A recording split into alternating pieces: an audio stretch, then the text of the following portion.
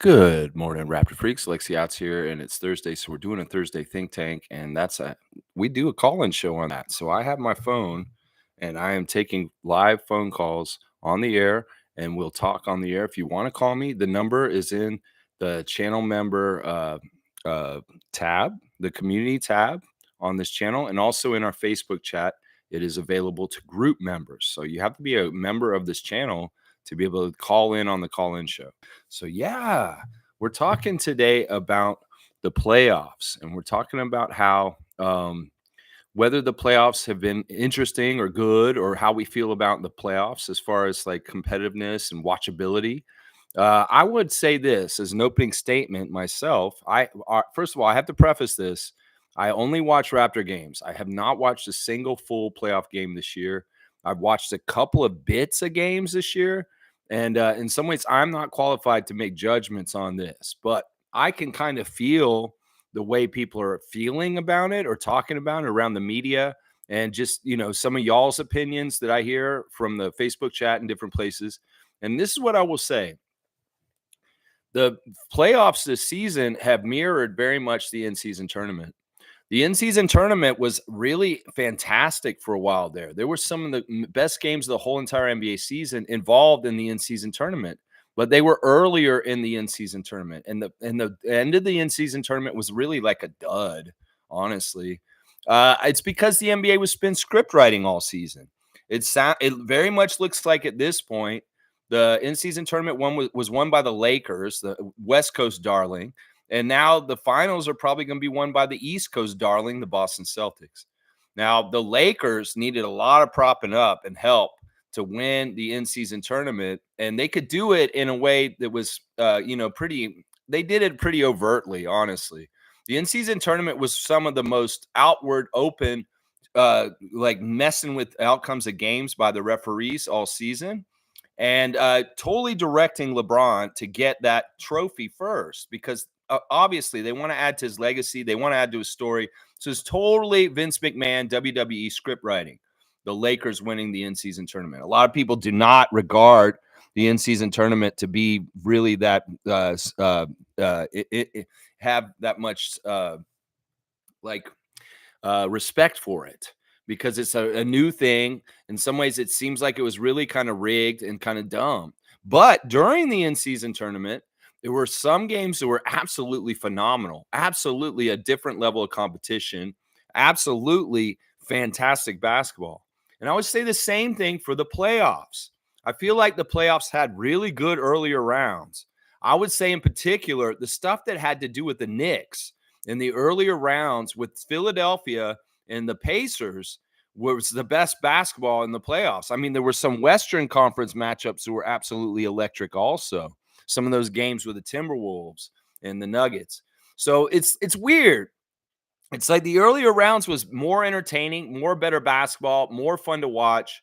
I'd say the Knicks were around. It was centered around the Knicks series, especially the Sixers one, and then the Indiana one was fantastic too.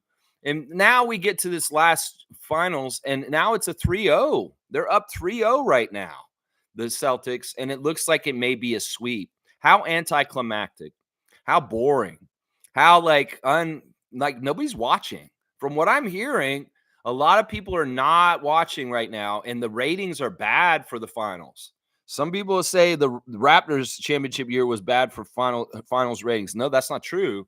You'd have to go back and look at the Canadian ratings with the U.S. ratings, and you'd understand that a lot of people watched that championship way more than the ones that are watching now. I'm not going to lie. It's true.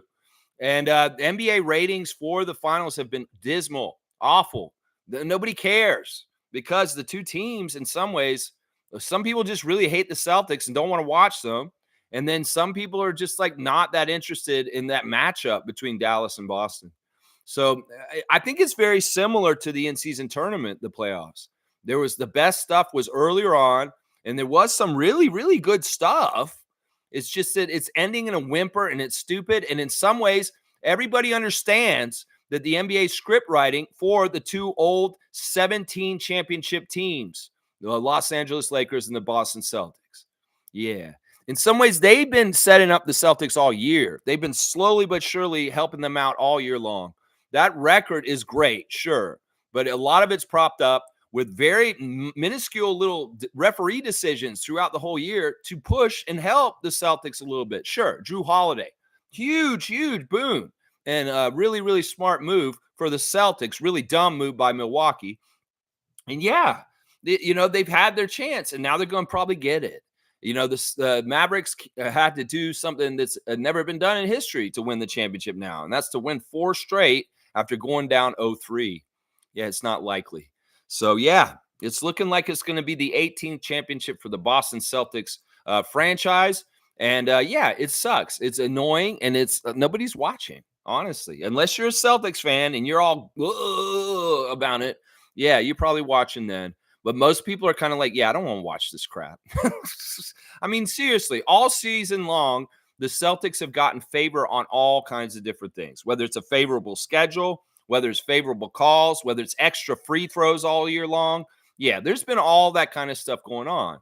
So in some ways, I don't respect this championship so much. In some ways, I would say the path for them to get to this championship was one of the easiest in a while. The fact that the Western opponent is a weak opponent. It's not the best team from the West. Somehow, some way, things out West got all screwed up. And, the Nuggets may have been a bigger title battle for the Celtics than the Mavericks. I could say there's probably 2 or 3 other teams in the West that would have been a more attractive, interesting battle than the Mavericks against them. Once again, we're seeing that the Mavericks are just not deep enough. The two-headed monster of Luka and Kyrie is just not strong enough for a more complete, deeper team with role players that actually are utilized and helpful like the Celtics. So it just is. That's my opinion on it. That's the way I see it. If you guys have any specific ideas or opinions about the playoffs this season and how you feel about them, please call the number if you have access to it, or just put the comments in the chat. You have to subscribe to the channel to write in the chat, and I will read every single comment. So just let me know what you think in the chat. We'll start with the comments now. Naco the Nacho. I turned off the game when the Celtics were up by 20. I turn it back on again just as Luka fouls out. Mavs are unserious.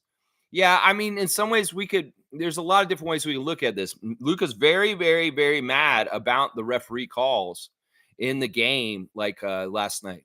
He's always been a complainer. We've seen him kind of all this kind of stuff all the time. And, I mean, I don't know. Did Mark Davis and the crew target him to get him fouled out last night? Probably not, but maybe a little bit. I don't know. Script writing. It's always script writing. I will say this. The Mavericks had a chance to win this game last night. They were within 3 in under 3 minutes, but they choked at the end, and maybe part of it was because Luka had fouled out. So, yeah, maybe that is overt or not so overt, covert way the NBA referees manipulated last night, getting Luka in foul trouble and fouling him out before the end of the game so he couldn't be clutch at the end of the game. It's good to see that Kyrie Irving finally woke up and did some good things for the Mavs, but it's not enough. It's just there's not enough on the Mavs of consistent production. And this is why, I mean, Terrence Ross said these guys can't win this championship because they don't have enough good players. They have 2 really, really good Hall of Fame players. And then they have guys, it's like the grade goes from premium A+ all the way down to like C+ after that, as far as quality players. Meanwhile, the Celtics will have Tatum and Brown at the top, Porzingis and Holiday, and then White. And, it goes all the way down, and they have a little bit more tiered closer together. The talent gap isn't so huge between the top 2 players of the Mavericks and the team is like that. That's horrible. You go from Luka Doncic all the way down to PJ Washington. Yeah, that's a problem. That's a problem. That has definitely been a problem for them. Let's see. All right, we got our first call for the day. Let's see who this is, guys, and we'll put them on the speakerphone. Are you got to turn me down, caller?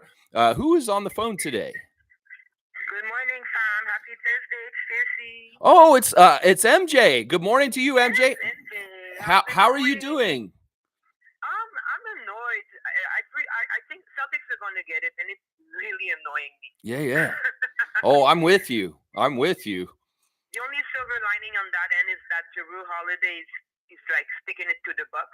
Yeah. That's the only good thing that I see from this. But we could predict from the season that Celtics were getting a clear path to the finals. Yeah. And like you said, I agree with you. I think Nuggets would have been a better matchup. Even the Wolves or OKC would have been a better matchup than Yes. Dallas. Yes. It's almost like the NBA kind of somehow finagled the Mavericks in there for a weak opponent for the Celtics somehow, some way. I don't know. It's crazy. Yeah. MJ, I'm Yes. happy. I'm happy that O'Shea Brissett may be winning a championship as a Canadian. I'm happy about what you said with Drew Holiday, as far as like he'll have another championship. He's kind of an underrated NBA star that needs more accolades. So if he has another championship on his resume, that looks good. And then there's also the reason I said I'd be happy if the Mavericks would lose because of the owner and her support for the genocide. So Yeah, Mark Cuban agreed. Yeah, so and yeah, that whole playoff, I wasn't that invested. I was just rooting for the Mavs because I didn't want the Celtics to win any. It could have been any other team than the Mavs, as long as the Celtics didn't win. But yeah, I guess it's like kind of foreseeable that they will be the champions. yeah. Anyhow, so that's what I wanted to share with you. Yeah, I mean, we had fun earlier in the season, in the playoff season, watching Pascal versus OG. Watching our former Raptors do some things in the playoffs was very entertaining in some ways in that way. But yeah, it's been a weird playoff. And in some ways, it's like, let's just go ahead and get it over and done with now that it seems like the outcome is pretty much set. So it's bad, but I'm just looking forward now for like the Raptors related content, like the draft, the upcoming draft, what's going to happen.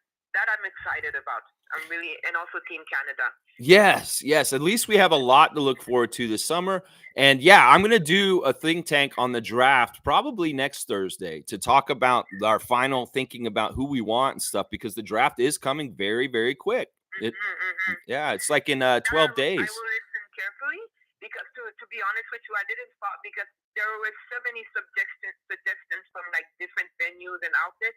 It's kind of confusing. As one day they say we will get 80, one day they say we want. So I'll just wait and see what will happen, how it'll play out.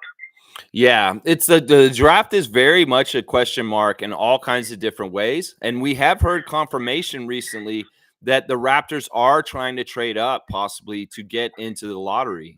So, and that when they say lottery, that means like top 12. So I'm thinking like maybe the 12th pick, not like top 10 pick, but maybe like 11 or 12. And that indicates that I think that they are going to try and make sure they can nail Zach down for their center. So trade up means that we will trade one of our assets to get someone better. Is that what it means? Basically, we would take the 19th pick and maybe Bruce Brown and trade both of them for another player on another team that's less value than Bruce Brown, and probably like get the 12th pick. And some of the teams we talked about are Sacramento.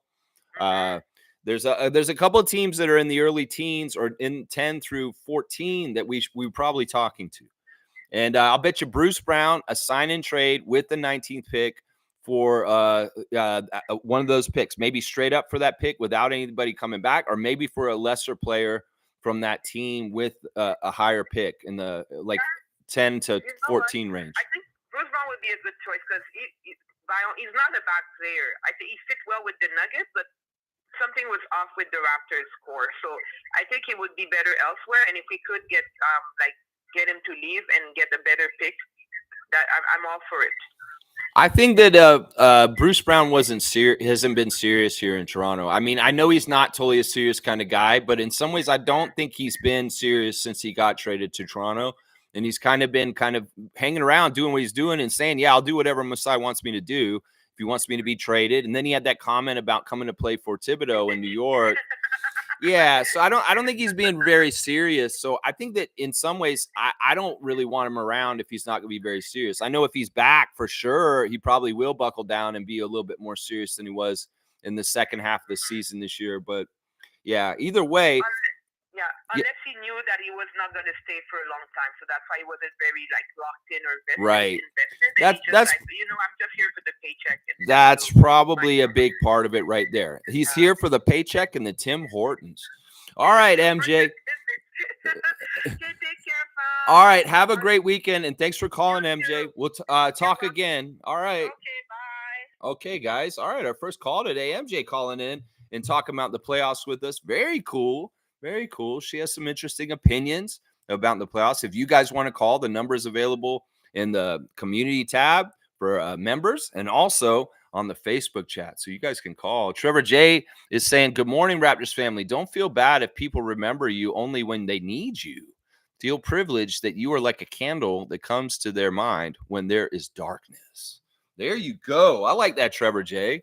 Yeah, in some ways, this is true. Sometimes you have friends that only call you when they like need a help or a favor or something like that. You know, it's weird. In some ways, you could look at it as like you're annoying and like, are they there for you when you need it? The back the other way. Well, some people are just saints and they don't care. They don't keep score. They don't keep score on, well, I've done this, this, and this for him. When is he going to do something for me? In some ways, that's not a way to live, honestly, because you'll run around with resentment towards a lot of people that you feel like aren't filling up the side that they should be obligated to be doing since you're doing so much for them. And in fact, if you're doing nice things for other people just because you expect nice things back for you or the same kind of thing, you're doing it for the wrong reason. So, yeah, I love Trevor J's words of wisdoms here. And it's like, you know what? In some ways, you're a beacon of light or a rock that somebody may need in a troubled time. And in some ways, that is says something about your character as far as somebody who is there and supportive for other people. So there you go, Trevor. I like what you're saying.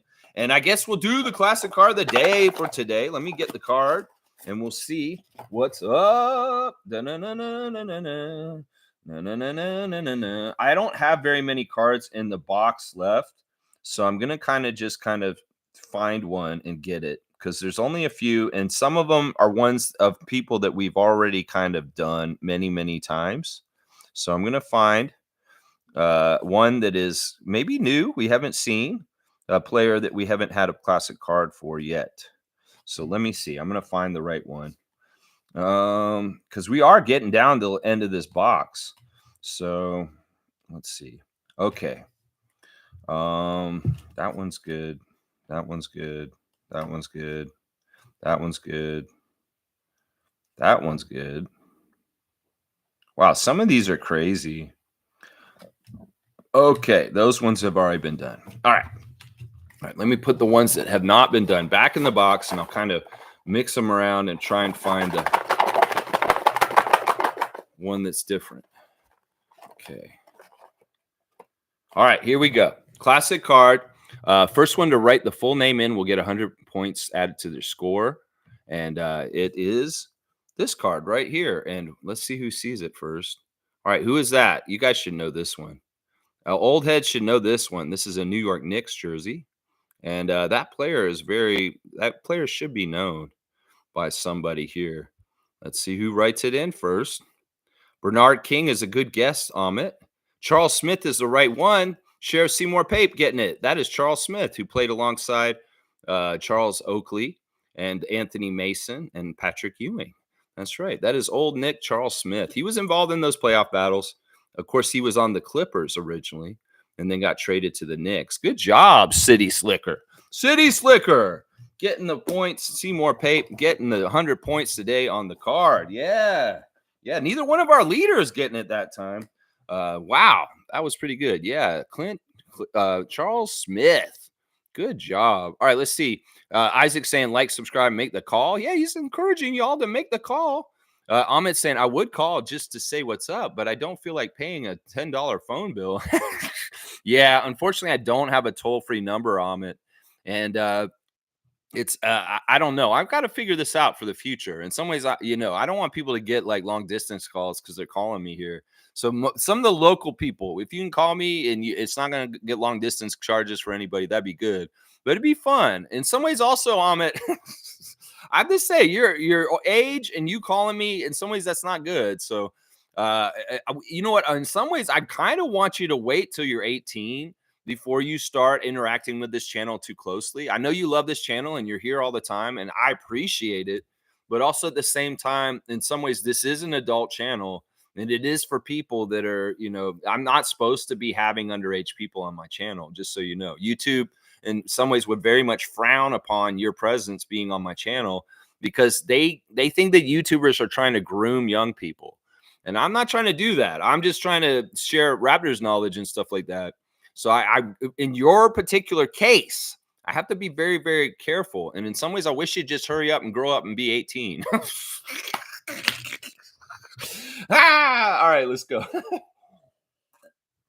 Trevor's saying, Yahoo Sports top ranks centers. Zach Edey, number 5. Alex Sarr, number 1. Wow. Wow.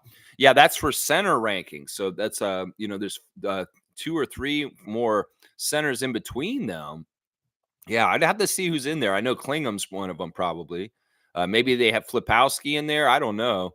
Zach Edey's draft stock has been so weird going up and down. It was really low last year to the point where he dropped out of the draft. So he didn't even he waited another year and went back to Purdue for another year. But this year it's been pretty high because of the really great year he had at Purdue and the performance in the March Madness. So it's weird. His stock has gone up in the last month or so, but also at the same time, sometimes I keep hearing that it kind of goes up and down. It's a weird thing. It's a very, very weird thing. Trevor J saying, too bad Mavericks going to get swept on their home court. Well, that's not for sure yet. Have some pride. Have some pride, Kyrie and Luca and Jason Kidd. At least get one, win on Saturday and stop the sweep. That's all I can say is you may not win this series, but have some pride and at least get one. Do not get swept in the finals. I don't think the NBA wants that either. I mean, obviously, they want more games. And I could see them even kind of railroading the Celtics to a loss on Saturday's game just to get 5 games in the series, guys. But who knows? Maybe they want to tell the story of the Celtics sweeping a team that shouldn't have been in the finals, honestly, the Dallas Mavericks, because that's the way it's looking right now. Ahmed saying, guess who's coming back to Toronto in exactly 2 weeks? I'm so pumped. I get to see my grandfather, who I haven't seen in a year. I get to see my 104-year-old great-grandmother. I get to see more family. That's great, Ahmed. That's fantastic. Good stuff. Yeah, come back to Toronto and check out what's going on here with your grandpa. He's saying also going to be YouTuber. I like concert. Also going to a YouTuber I likes concert on August the 4th. Not really concert, just a show of a screening, laugh out loud. Also excited to buy some basketball cards, which I haven't done in 3 years. Yeah, this guy's going to have all these cards and he'll have all the knowledge more to get the classic cards and stuff like that. Pretty cool. Let's see. He's also saying, I miss Timmy's so much. Bagel belt on everything. Bagel and strawberry filled donut. There you go. He's looking for the Tim Hortons, just like Bruce Brown misses. All right, Ahmed. That's a real Canadian thing to say, that you miss your Tim Hortons. All right, Cowboys here. Good to see Bradley. Good morning, Lex and the Raptor Freaks. I believe the Celtics are going to win the next game. F the Mavs and 2 finger salute to the Celtics. I can't wait to watch the Raptors again. Yeah, all of this is just let's just wait. We're waiting for us to watch our team. And I'm totally with Bradley on this. Y'all, you can get Bradley on the phone if you need some help at your house. Your gutters may need some cleaning out because they ain't just draining right. You may have something heavy in the yard that's really difficult to deal with. Well, Bradley can help you. Tada Cleaning Services, 647-833-6844. It's him and his brother and a bunch. They come in and they just do whatever odd job you need done around the greater Toronto area. So, yeah, call the Canadian Cowboy and he'll come and see you. Ta-da! 647-833-6844. Trevor J saying Luka fouls out with 4:12 remaining, first time in playoff career. Yeah, that's fishy. That's fishy. Luka's a golden boy. Luka is one of those guys who gets that kind of status to say, well, we need to keep him in the game because he keeps the game stakes up and people watching. And why would the NBA kick him out of a game that's so close like that? Well, I don't know. Maybe to help the Celtics win. I don't know. There was a challenge call centered around Luka's exit to the game, and it didn't go the Mavs' way. Yeah, that's messed up. In some ways, I don't know if Luka was fouling more. I didn't watch the game, but it is fishy because the NBA has always protected people like LeBron James from fouling out of games. Why wouldn't they protect Luka in a very crucial game like this? If he's one of those golden boy status marketable faces in the league, why wouldn't they let the script writing of Luka Doncic maybe going crazy in the last 4 minutes go crazy and be clutch and win the game? Well, maybe because they want the Celtics to just win. I don't know. I can win this shit. I mean, it is true. In some ways, the NBA is becoming more like sports entertainment, like WWE, than an actual contest. I don't think that this totally has the integrity of what it used to be at this point, because there's marketers in charge and there's people that want to have images and they want to market players as commodities and build their stocks up so they can make money off them. It's more important than actually the competition and the real teams that should be winning.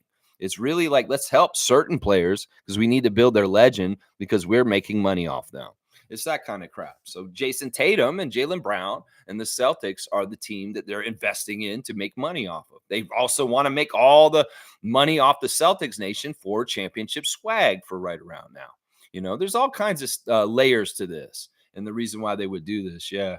Let's see. David's saying, laugh out loud, hit job. The whole league is a farce. I hate to say it because it's a league I've followed since I was a child and I love so much, but I can see right through it more and more as I get older. It sucks because in some ways, NBA script writing is stupid and I hate it. And the referees control a lot of it. The schedule makers control a lot of it. And like new things like the in-season tournament are just new guises to disguise how they are manipulating, doing weird things. In some ways, the IST derailed the Raptors season completely last fall.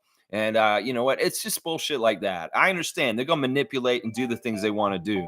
All right, we're getting our second call, guys. Let's see who we got on the air now, guys. Let's see. Caller, you're on the air. What's going on? It's Seymour Pape. It's the sheriff, Seymour Pape, City Slicker, who just got the classic car of the day, Charles Smith. How did you know that was Charles Smith, Seymour? Back in the days before Raptors had their team in '95, I was a Pacers fan. My older brother was a Bulls fan. Younger brother was a Knicks fan. So he was one of the rival players. Always, my little brother would jump up and down for him. John Starks, Oakley, and all them. I hated the Knicks. I still do to this day. But yeah, that was an easy one. That was an easy one for me. That was an easy one. Yeah, I think that like when he was the Clippers, he was a lot more athletic. Then he hurt his back, and he was kind of more grounded when he was on the Knicks. But he was still a very good player. I mean, he started for them, even though he was kind of hurt after he came to New York. He was way better for the Clippers, though, from what I remember. Yeah, you see, and that's the thing, because I never watched the Clippers because they just always been like that ass team, like always. But when I guess that injury sort of helped him, I guess, because he did fit in with New York Knicks, like his role. Like I didn't even know he was a high flyer and all that stuff. I just thought he was like more of like an Oakley, like one of the players, a bruiser, kind of like he was very physical for the Knicks. But when he was on the Clippers, and I understand why you didn't watch him. That decade of the '80s for the Clippers were bad, and it was kind of around when Danny Manning was there too, and Ken Norman. And Charles Smith could jump, and he was a dunker when he was on the Clippers. Then he hurt his back, and he couldn't do nothing. It was kind of similar to Larry Johnson in some ways. Larry Johnson. So did he play with like Olowokandi and shit like that? I think he was close to. I think he might have been right around Olowokandi. He was there for. I mean, it's on the card. I should look at it. Let's see. What does it say? He was on the Clippers for 4 years. Yeah. And you can see his averages were really good. He actually averaged 20 points per game a few seasons there, 21 and even a 26 average for one season. So he was putting in baskets. So yeah, if he was still playing like that when he was on New York might. I don't know if to say they would have got past Chicago if he was doing the 20 points a game. Yeah, he was a bruiser. He was really a bruiser. I didn't know he was putting up numbers like that. I didn't know. Yeah, he was like really like the fourth or fifth option. It was like Ewing, Starks, maybe Larry Johnson, and then Charles Smith was kind of like it was kind of the pecking order. So yeah. So Seymour, I had to ask you because you're out in Calgary. Has the water situation gotten any better out there?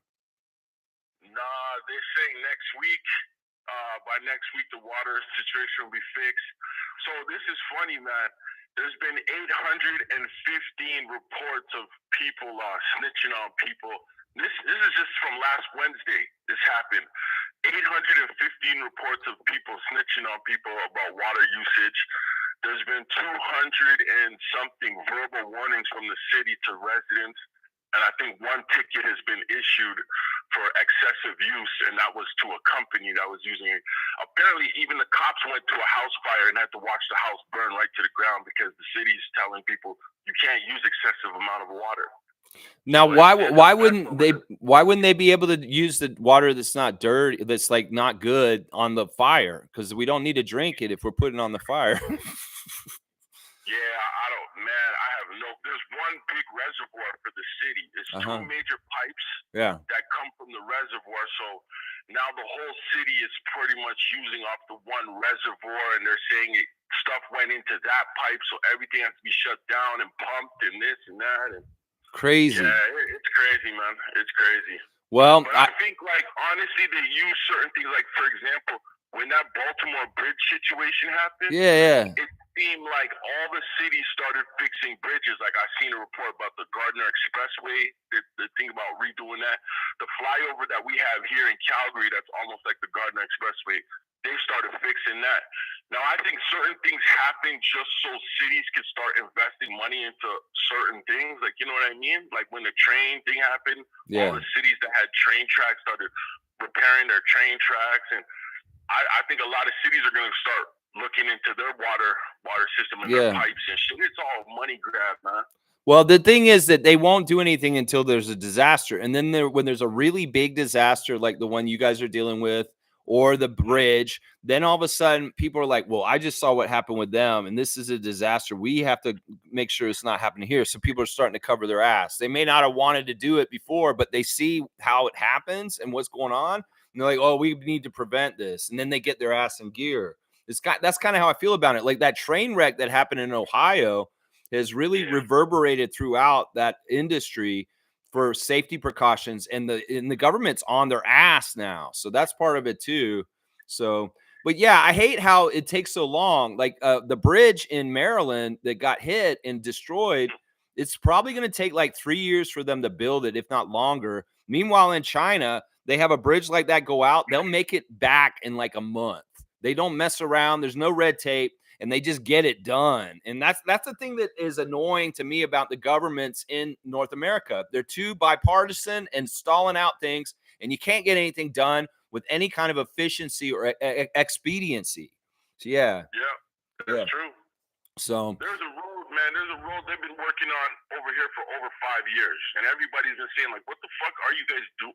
Sorry about my language. It's all good. What are you guys doing about this, man? Because you guys been working on this road for 5 years. Yeah. Like, it's ridiculous. Yeah. Well, the Gardner's similar because the Gardner's been crumbling and they've been doing little projects with it here and there. I think a piece of the Gardner actually fell on a bus recently. Like, yes, it's very dangerous to drive around underneath the Gardner right now because pieces of concrete are actually falling from the bottom of it onto cars. So drive down there at your own risk is what I'm saying. Shit, if you're homeless, set up a homeless encampment under. You might get some money. Just well, the debris. To be honest, there are already a bunch of homeless people living under the Gardner down there. They have a little tent city underneath there. So yeah, they're already doing that. Well, either way, Seymour, I wish you luck with getting your water right. And Alberta, get your act in gear and declare a state of emergency. This is a vital thing that's important for people. And if the people or company or whoever's in trouble for this, they need to be put on blast. And in some ways, they need to pay the price for the inconvenience for everybody else, especially if it's a big, huge corporation that just polluted the hell out of a reservoir. And yeah, that's a problem. So either way, man, I love you, Seymour. Basketball. One thing I want to say about Sure. Yeah. The Celtics are too stacked, man. Yeah. Like, they're just too stacked. Like, Kyrie looks defeated already. Like, and the thing is he's a mentally strong person because he's always doing his rituals with, the sage and all that stuff. Yeah. And I think he was defeated from the jump in Boston. He was defeated from the jump. And the reason why I want to say that is when he went to Brooklyn, he didn't have the team mentality. When he went to Brooklyn, it was just him and KD. That was his mindset. Yeah. Remember when they got Steve Nash, he even said, we don't have a coach. And I feel that all came from when he left Boston, because when he was in Boston trying to find out who he is because he's such a mentally strong person, Boston is an organization that's like, no man is bigger than this organization. Right. This organization comes first. Right. So he was defeated in trying to find himself in Boston. And then when he went to Brooklyn, it just sort of spilled over where it was really bad. Yeah. And then Dallas, he picked up his career when he met with Luka. Yeah. And then you have Jason Kidd, who's a very controversial person as well. Yeah. So they sort of helped Kyrie get through it. But yeah, going back to Boston where it all started with his mental problems. Yeah. I think that in some ways he really created a bad energy for himself in that city, and in some ways he's paying for it right now. I was hoping that he could come around and like be above it and kind of like make Boston pay. But obviously, him being disrespectful to the Celtics, it has had an energy to it, and also the record he has since he did disrespect the Celtics and their logo is 1-13 or something, or 14. So it's like he shouldn't have messed around with that. And then we got to remember, James Harden was a big part of the problem in Brooklyn, along with Ben Simmons, and then. The whole thing in Dallas is like Kyrie was met with open arms by Luka and specifically Mark Cuban. Mark Cuban, very, very much a Kyrie guy, and made him feel comfortable and making him feel a little bit more better there. So it's been a weird journey for Kyrie. I wish he could get another championship this year, but it doesn't look like that's going to happen because it would really look good for his career and his Hall of Fame career to have 2 titles with 2 different teams and 2 different parts of his career. But I don't think it's going to happen. Yeah. Seymour. If it wasn't Boston, he would have won. He would win. They would have won. If it was Indiana or whoever, that would have made it a final. I don't know if that's true. Honestly, I'm really seeing Dallas as like, man, how the hell did they get to the finals right now? Because like they really are a 2-man show. As much as those role players they got have stepped up and been lob threats and done good things defensively, they just don't have enough options. If Kyrie is not hitting his shot and it has to be all Luka for the night, they're done. They're screwed.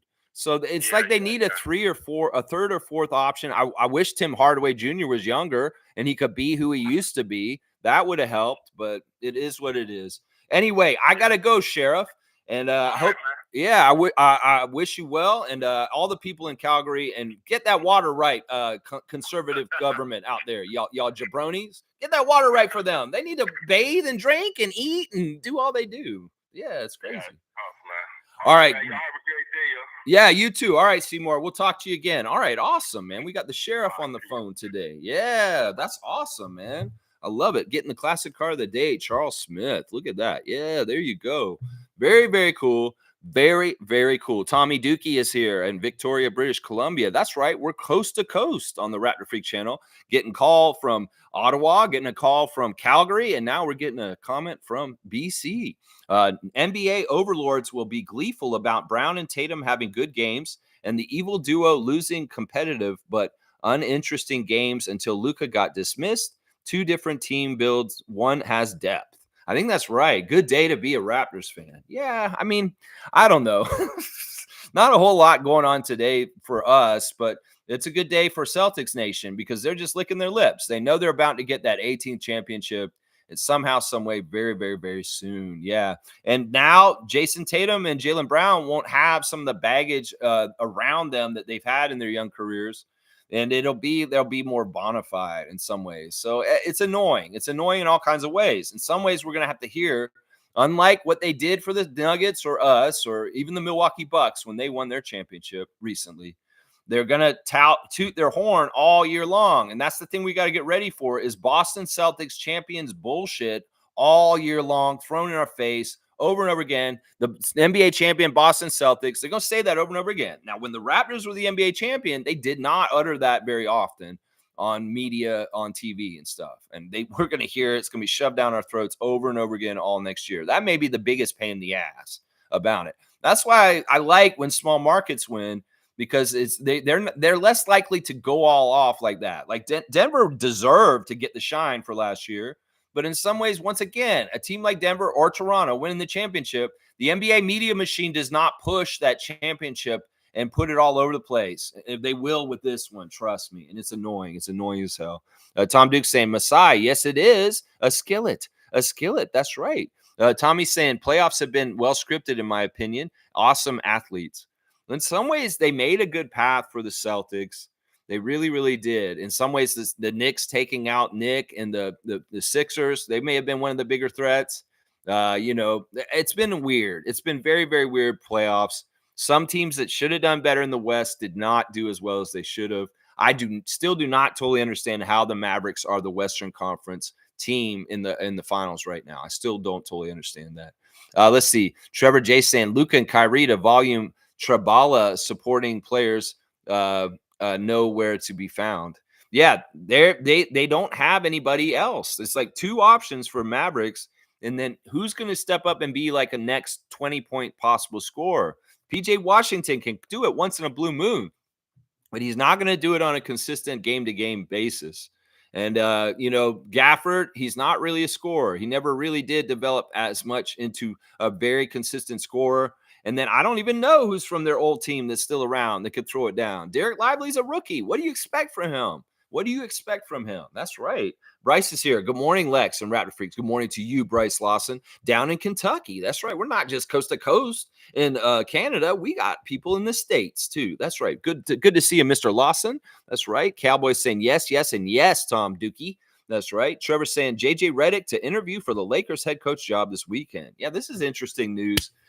Since Dan Hurley has rejected the Lakers this week, it's now more in the forefront that JJ Redick is now in the front running for the Lakers job. Now, I will say this more makes me think that LeBron's going to stay in the Lakers, because part of this is the new synergy between JJ and LeBron on their podcast. I don't know how that would work. Okay, you're going to do a podcast with your coach while you're doing the regular season? What is this going to be? We're going to have an open insight to hearing JJ talk to his number one player on the Lakers if he's the coach, if they're going to do this podcast together. I don't know. Either way, it's interesting that JJ Redick is becoming the forefront for the Lakers head coaching job.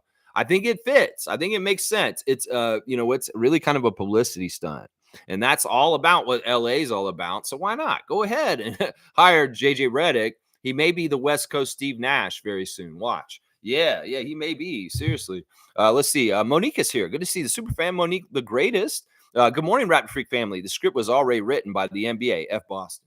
Yeah, it's been written all season. It really has. And they really worked hard all year to make sure it takes. There have been times where they try to prop up teams like the Lakers and the Celtics to get far in the playoffs, and it's failed. So they wanted to make absolutely sure this time, and they have. They have. I will say the Celtics have earned a lot this season, and they are the best team in the East for sure. But they have definitely gotten a helping hand. As much as some other teams do not get any help, they get detractions and obstacles. The Celtics get a red carpet rolled out for them in certain ways to help them. This is actually a really good example of privilege. You know, people that don't understand privilege in society, well, you can understand it through NBA teams. You don't have to be a person to do it. You know, if you don't understand what the concept of privilege is, everybody talks about privilege these days. And like, what is privilege? Privilege. Well, I didn't have anything handed to me, is what people say. Well, some ways it's not about that. It's the absence of obstacles. And I mean, we could go through the list of obstacles for the Raptors that the franchise has had to deal with over the last 5 years since they won their championship. And you would see that that's not a privilege to have those obstacles. And meanwhile, other teams will get a cushy schedule. They'll actually have like a schedule that makes sense so that the travel is not that bad. The back-to-backs are not against top teams on the second day of the back-to-back, against like weaker teams like the Wizards. I mean, I could go analyze the Celtics schedule this season and tell you all the weak-ass second back-to-back matchups they had and all the games where they got tough teams on their nights on their back-to-back second night. So it is really like, if you're looking through between the lines, you can see all the manipulations. And that's why we say this. We're not conspiracy theorists. We are people that understand what it takes to have fairness in competition. And when you make the schedule certain ways, yeah, you can really set a team up and you can really hurt another team if you do it a certain way. Yeah. Bryce is saying Luka is good, but he's really a goofball. All the foul hunting and no defense playing is getting them swept. This man went for a charge on the three-point line with 5 fouls. Not smart. He sold the game. That's what a lot of people are saying. I know in the Raptor Freak chat, some people are saying that they're disappointed in Luka and that he's a clown and that was not a good decision by him. I didn't see the play exactly, but this sounds like what I'm hearing. I mean, Luka's not known for his defense. Let's just put it that way. And in some ways, Kyrie isn't either. So that's part of the reason why they needed all those guys, those big long arm guys like Gafford and PJ Washington and Lively down there. Yeah, it's a weird combination, the mix of the Mavericks. And I didn't think they were championship material all year. And them being in the finals, it's like, yeah, it's being proven now. It's definitely being proven now. They just don't have a complete team. They have two really, really good point guards. And then the rest of the team is yeah, yeah, yeah. Yeah. So I mean, yeah. And Luka, you want to be more serious in the league? Well, you can be like your stooge buddy Nikola, but he gets serious when it matters. You know, you can be goofy and be playful, squirt water at each other at the All-Star game. But when it matters, like when it's really time, well, Nikola knows when to go to work and get things done, as proven from last year. And Luka, in some ways, it seems like you're too casual, maybe not grown up and mature enough to ready to be winning an NBA championship. Yeah, I could see that. Tom Duke saying, shout out to ex-Raptor, and I guess my favorite Celtic, Svi Mihalik, who has 5 total minutes in the playoffs and has nailed his only 2 shots he's gotten. Yeah, right on. There you go. You got Svi on that team. Too bad Delano's not still there. In some ways, Delano Banton being on the Celtics and winning a championship with them, well, hey, is that a victory for Toronto? Maybe that's why they had to trade him this year. Like, we might actually win the championship this year. We better trade Banton just so Toronto doesn't get any good vibes. Is that how that went down? I mean, we'll be happy for Brissett. We will have a Canadian champion no matter what. There's a few of them on Dallas, and there's one on the Celtics, and that is O'Shea Brissett. So if the Celtics win, I will put O'Shea Brissett on the cover photo, and we'll celebrate him as a Canadian winning the NBA championship, because this is all about Toronto basketball and Canadian basketball, and O'Shea is in that family. So yeah, Steve, good for you, guy. What a tumultuous up and down kind of couple of years for you with your Raptor stuff and your New York Knicks stuff and your Charlotte Hornets stuff and now your Celtics stuff. And now it looks like you may be an NBA champion soon, Mahalik. Out of everybody from that Raptors team from back then that Svi was on, including Nick Nurse, would you have guessed that Svi would be the next NBA champion? I wouldn't have. Let's see. Bryce is saying, doesn't Boston have a filming crew with them recording a documentary over the season? Maybe they do. I mean, this is interesting. Open Gym is a fantastic TV show. In fact, this weekend, we're going to do Saturday Share the Love Club for Jeff, the producer of Open Gym. That's right. We're going to do a Share the Love Club for the Open Gym producer and creator, Jeff Landicino. And it's going to be awesome. Now, I feel like we've been doing this for a long time. And then other sports and other teams and other places like the NFL and the MLB and NHL and teams in the NBA have started copying the Open Gym concept and doing it just as intensely. There probably is some sort of documentary crew probably filming all this bullshit. And yeah, they probably will have it out there for Celtics fans to just enjoy. And everybody else will ignore. But yeah, this Saturday, we're going to do a Share the Love Club for Open Gym and its producer. So tune in, 9:30 a.m. We're going to share the love for Jeff and his great cinematography, editing, and what he's been doing for the Raptors for a long time. And yeah, I want to go in depth on my love and appreciation for the Open Gym series. So great comment, Bryce. And I don't know if they are. I don't care. Trevor's saying, just give Boston the championship already so we can stop talking about them like it's a bad dream. Let's wake up.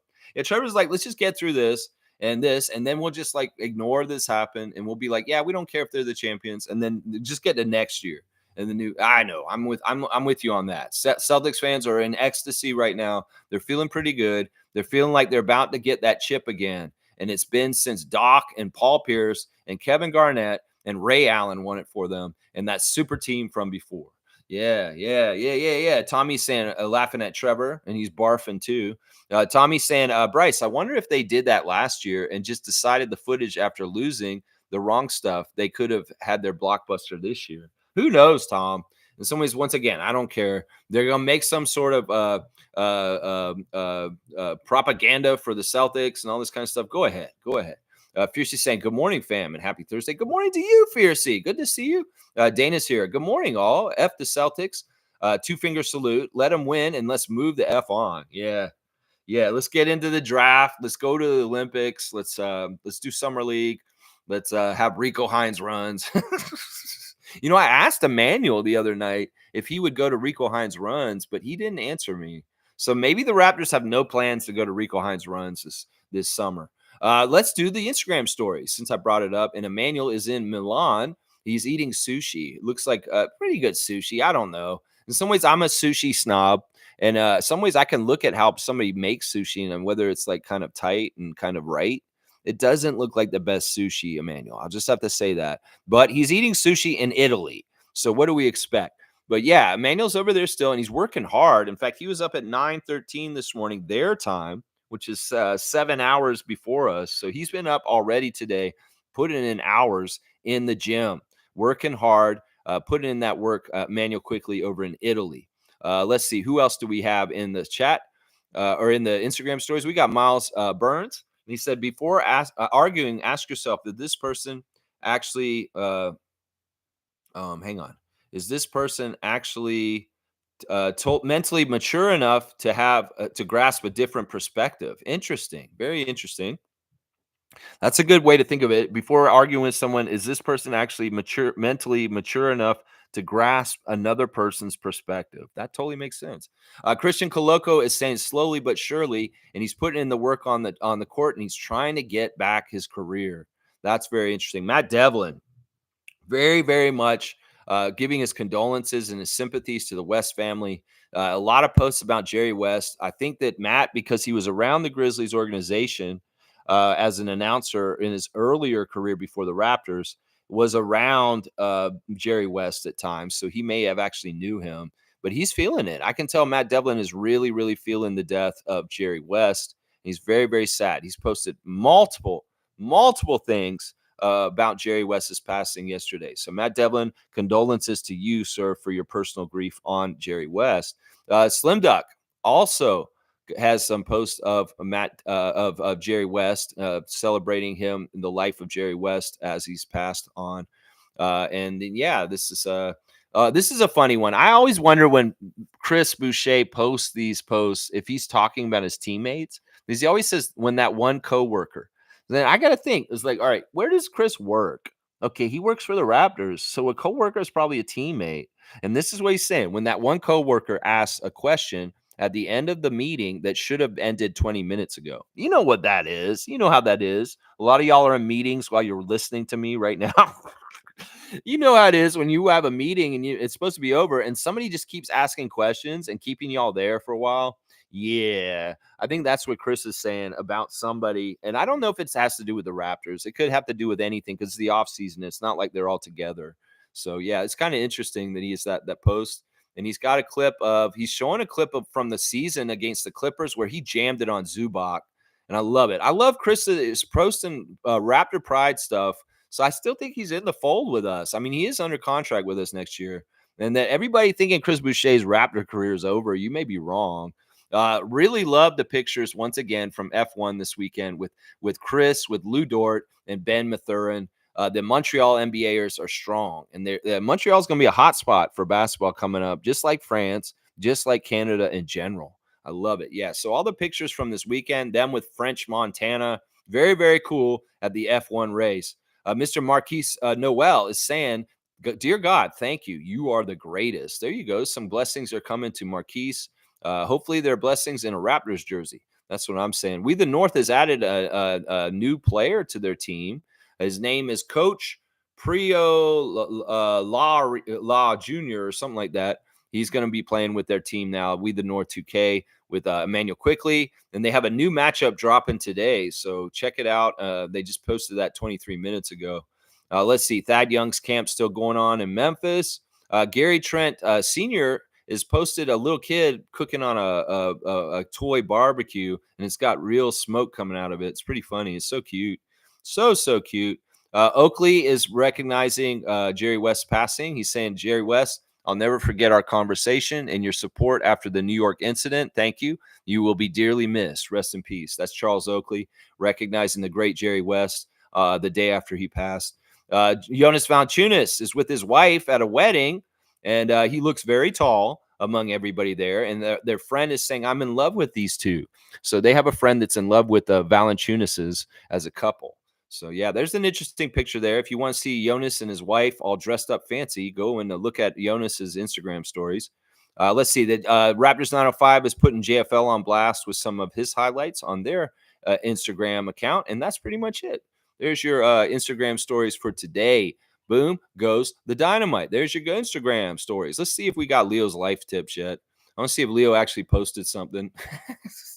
He's been posting it late recently, and I'm not getting it into the air, so it is what it is. But yeah, on this day today, yes, 5 years ago, we won the championship, guys. We won our NBA championship 5 years ago today. And man, that is awesome. So awesome. Such a great moment. I appreciated that moment so much. And I'm so happy. All right, here's Leo's life tips. He put it up. Follow your heart, but take your brain with you. There you go. Follow your heart, but take your brain with you. That's right. So your heart can guide you, but use your brain to get the finer directions there. Your heart can guide you in general, but if you need specific directions to the address, actually use your brain. How about that? That's pretty good. I like that. Yeah, there's the call by Matt Devlin. Canada, the NBA title is yours. 5 years ago today, we won our NBA championship. The first one for the Raptors in 2019. Very good stuff. I love it. I love it. I love it. I love it. All right, let's see. Fiercely saying, I knew something was fishy the moment I kept seeing Adam Silver at Eastern Conference playoff games and not the Western ones. Yeah, I don't know. I keep track of where he is sometimes, but I don't even think that it's about him. It's about where certain refs are, is when you see the manipulation. Gerald's here. Good to see Naco the Nacho. Pacers and Knicks were probably my favorite series. That was a really good one. The Sixers Knicks series was really good too. Yeah, David's saying, yeah, the NBA sucks. You know, this is true. I've said in the past that, like, I'm a Raptors fan. I'm a fan of the Raptors franchise, but in some ways I hate the NBA. I think the NBA is convoluted and messed up. And in some ways it has not given a fair shake to our franchise. And in some ways it's tough to be a fan of a team in a league you hate. And that's kind of where I'm at this point. You know, I'll stand by the Raptors no matter what, and I will be a Raptors fan for the rest of my life. But in some ways, the NBA constantly turns me off from their product more and more as time goes on. That's the crazy thing. If I wasn't such a for lifer like the NWO for life for the Raptors, I probably would stop watching. People that don't care about the NBA that much, that's why you're losing them. Seriously. Because people are not interested in something that you can kind of see as convoluted and messed up and favoring certain people. The integrity of the game is at stake with sports betting all around it. And, you know, casual sports fans that aren't as invested as Raptor freaks are and the Raptors will turn it off and go away. So if the NBA wants to continue to grow and have more people interested, sure, you can go get degenerate gamblers that are hooked on it because of the serotonin boost from gambling, but they're not real fans. They're people that need help. So, you know, go ahead, figure out the way you want to keep fans, because a lot of old school fans that are in my age bracket, people that watched the NBA in the 80s and the 90s, think that today's game sucks and the product's horrible. And there's a lot of older people that just don't watch the NBA anymore because it's nothing like the one that they watched when they were younger. And that's just the damn truth. Seriously, it sucks. I wish the NBA would go more in the direction of how it used to be. More, you know, we complain about not enough physicality because it's too soft. We complain about a lot of the extra bullshit the referees are doing, the stoppages of the game. There's all kinds of weird manipulative ways they're doing things in the NBA today, and we see right through it. And the script writing's the worst. Seriously, just let them be what they're going to be. Let the teams be who they're going to be and stop manipulating things for the bigger markets. We want it parity. We want teams to have a fair shake across the board. And when you're helping certain teams very much so and holding down other teams, NBA, fans that have been around can tell, like me. And that's what I'm saying right there. Yeah. Stargate saying, good morning, Raptor Freak family. I have not watched even one game of this year's finals. The darling of the East for the NBA versus the team owned by the betting company. Nah, I'll pass. The NBA are lazy product marketers. They are in some ways. They really are going on just no substance. It's all like flash. It's like in some ways, some of the stars that they tried to promote as golden boys and have absolutely failed exactly exemplify the problem with the NBA. People like Ja Morant, people like Ben Simmons, people like Zion Williamson, people like Jason Tatum, people like Joel Embiid. These are not full-fledged superstars until they get there. And Jason Tatum's about to get there, and he will be then. But these other guys, they try to anoint too early. And they found out, you know, anointing some of these guys early before they do anything, it backfires. Because then you can see just how the media machine picks people they want to be it. And if they don't cooperate or do it right, well, it looks stupid. And like the NBA is cramming people down our throats that don't deserve it. And that's what I would say right there. Zion Williamson, he could have been that guy if he was healthy and showing up and not overweight. Ja Morant could have been that guy if he wasn't running around trying to be a wannabe gangster. Ben Simmons could have been that guy, except, you just really wanted Ben Simmons to be that guy so bad. And he completely made y'all look like a media making machine that really doesn't understand who they should be doting on and pushing. I could tell you exactly who the players are in this league that y'all should be pushing as the face of the league going forward. And one of them, Scotty Barnes. But you will never, ever do that just because he plays on this border in this country, in Canada. That's the saying. He's one of the best marketable players in the whole entire league. You guys should be putting him on blast like crazy because he is like this era's Magic Johnson. And y'all are missing the boat on it just because he plays in Canada. Well, that's your own damn fault because he is a really good face of the league and he would make y'all a bunch of money. You go ahead and disregard and ignore Scotty because he came up here. That may be part of why they're mad at Toronto. Is because Masai went off script and drafted Scotty, and they did not want him to do that. They were trying to funnel Jalen Suggs to us, and they were cramming it down our throats. So all the fans thought that was the right move. And then when Masai flipped the script and he went and got the player he really wanted, the right player, the best player, the player that they wanted in Orlando to be a superstar, and they were going to start marketing, it pissed off the NBA. And in some ways, that is part of the reason why the NBA is mad at the Raptors, because we had the audacity to take Scotty Barnes, which was the best player available in that draft, and he is in Toronto. And now they're missing out on all the opportunity to market the hell out of him in USA. They can't do it because he's in Canada. Why don't you get over yourself and start treating all 30 teams the same instead of treating 29 teams a certain way and one team just because they're in Canada a certain way? That's what I would say to Adam Silver right there. Yeah. Smooth saying, good morning, all. Boston was my pick to win it all. Nothing I didn't expect, but I do agree it's very boring to watch. Yeah, that's my question today. Has this been, wow, these playoffs have been amazing, exciting, fantastic? Or has this been kind of like, ho-hum, yawn? That's how it's been, seriously. I'll bet you the FIBA Olympics this summer will be more exciting than the finals and this NBA playoff. Yeah, I'll bet you that things are going to happen in Paris. They're going to have people electrified and going crazy about this way more than the NBA playoffs. And yeah, it's going to be way more fun to watch the Olympics in Paris with the basketball. That's right there. Yeah. Fiercely saying Mavs are cooked. Sad to say, but they are. Yeah, they're done. There's nothing they can do. They didn't even have Porzingis last night, and y'all couldn't do nothing. Kyrie finally made a shot, and y'all couldn't do nothing. Yeah, you're cooked. You ain't got enough to stack up against the Celtics and their complete team with role players and superstars, and they're all working very well together. They have a good defensive plan that's switching and very much effective, and they have had one all season for the most part. And yeah, you guys have no answer for all the different options they come at you with offense, Dallas. You shouldn't have been in the finals as the Western Conference team. That's what I would say right there. Monique is saying, I'm on the same boat with Lex. I don't really watch the playoffs. We aren't like Trevor J. Listen, I just don't have the time right now. I have so much going on in my life. So many birthdays this month. Monique's, so many birthdays for this month for me. My mom, my grandmother, my niece, my girlfriend, everybody's birthdays this month. So in some ways, it's like, I don't have time to watch this garbage. I really don't. In some ways, if the Raptors were in it, yeah, I'd be watching it. But in some ways, I have a life, and I put so much time into watching Raptors basketball throughout the 82-game season, all the preseason, all the Raptors 905 games, that I don't have time to watch any other teams or anything like that. And some people say, well, you have tunnel vision. You don't have to use that. Well, I watch a lot of basketball all season long. It just happens to have Raptors involved in it. I do see all the teams. I see how good they are. I keep up with things. I've been watching the NBA since the 80s, and so I understand basketball very deeply.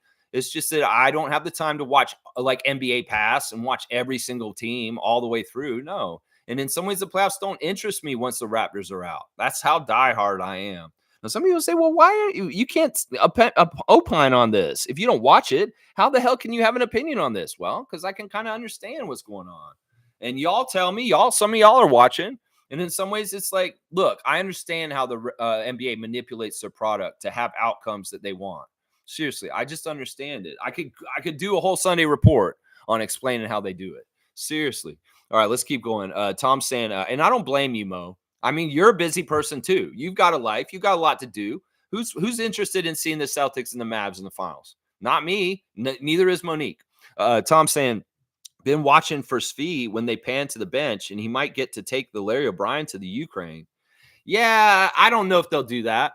I don't even know if Svi's been going back to Ukraine. I don't know. There are parts of Ukraine that are very safe, and he could go back and visit. I think that in some ways I've heard that his family is in a part of Ukraine that's safe. I know my girlfriend, she's Ukrainian. She's in a part, her family's in the part of Ukraine that's mostly safe, the other side away from Russia. I don't know, Tommy. I don't know if the security detail, they're going to send the people over there with Larry O.B. I don't know. Maybe it's a good photo op. Maybe it's a good kind of like thing for the NBA to kind of show something. I don't know. Maybe they don't even want to touch it. We'll have to see. Smooth saying, as much as I don't like Boston, they're an excellent team, man. 64-18. They're showing how much better they are than anyone else. Humble pie for me. I'll say that to an extent. All right. I'll give them half credit, but I also say they're privileged. They're privileged. They had every advantage and everything given to them in some ways by the league. And part of it is a cushy schedule. Part of it is consideration and all kinds of referee calls for them. I also say often in a lot of the games, as much as with the Lakers getting extra free throws than everybody else, the Celtics are another team that gets extra free throws, and that helps them win games. I'm sorry. The refs aren't going to call calls at one end and let them foul the hell out of the other team. Meanwhile, a touch call on the Celtic puts them on the line. Yeah, that's the refs straight up manipulating who's going to win the game. And that's one of the basic ways they do it. They have a lot of different ways that they manipulate the game, but that is the most clear-cut one. No calls at one end and calling everything at the other end and putting one team way on the line, way more, enhances their ability to score points because they're basically giving them free points every time they go to the line. And the Celtics are the benefactors of a lot of that. And that's part of the reason why we see people like RJ Barrett. It's like, you're going to call that here, you better call it down there.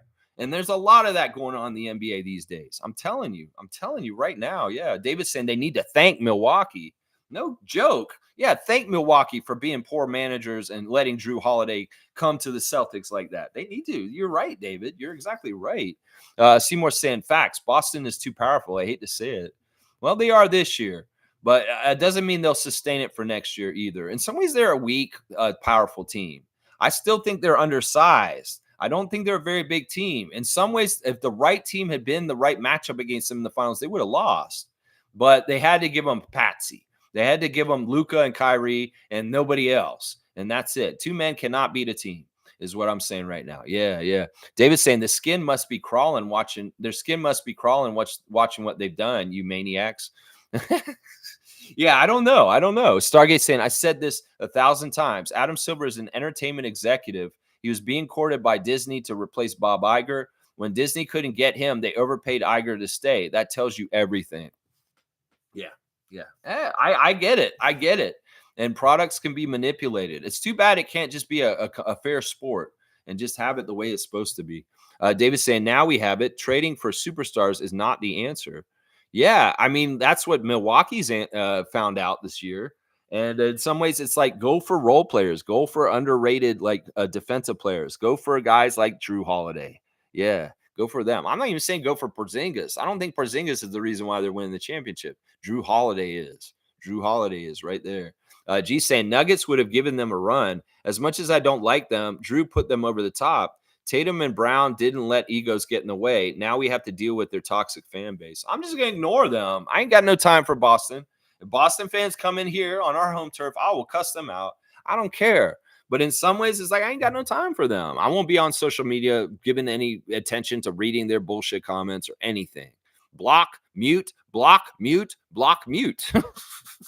So yeah, I mean, it's weird because Elon's algorithm for Twitter at this point puts all the shit you hate in your face on purpose. He's doing that as a troll and just as an idiot. He just being controlling. If you show a certain side of politics, he may go and put everything opposite your side in front of you. In some ways, he's trying to control perception through his platform by putting out only the things he believes as the content when the for you thing. Just be aware of that. Let's see. Yeah, G saying this is all the Bucks' fault. It totally is. The Bucks are idiots. They honestly are. In some ways, Milwaukee Bucks, you are so stupid. You're a horribly run team. Firing Budenholzer and then trading to get Damian Lillard, two huge mistakes. And then firing Griff, another huge mistake. And your next mistake is probably going to be losing Giannis Antetokounmpo. Yeah, the Bucks are really, really badly managed right now. Seriously. David saying it really is. I blame Giannis. I don't blame Giannis specifically. I blame the front office. Giannis, in some ways, is just trying to get what he wants in his career while he can in his prime.